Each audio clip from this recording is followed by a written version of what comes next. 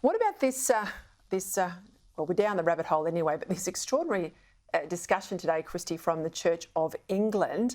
They're considering whether stopping to refer to God as he and him and make God gender neutral. And what's the first rule of politics, Peter? Do not try and change the mind of people who are so far left they're never going to agree with you. Now, I assume these are people who are never going to agree with the Church of England that they're trying to do this for. Leave it be. That constituency isn't for you. Don't knock on their door. What about Keir Starmer?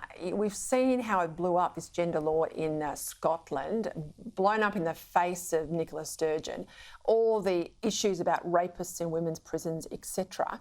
He's now saying he will fix this law, he'll implement it in the UK right across the board, which is exactly what we've got in Victoria under Daniel Andrews.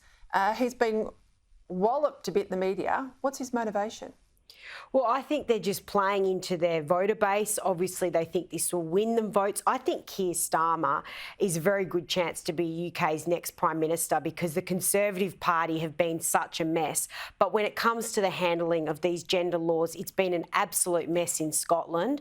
And I think he runs a real risk if he's going to try and tamper with this now. But I think he's really trying to cater to obviously that left-leaning side of society.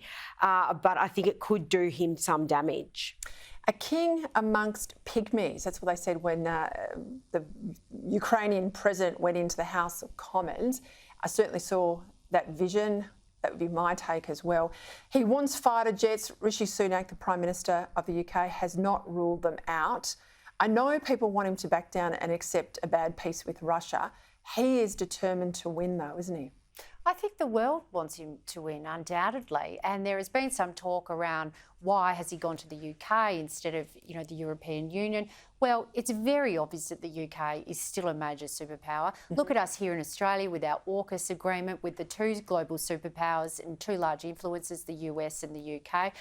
He is simply doing what any global leader would do to seek the most influence and support in his position.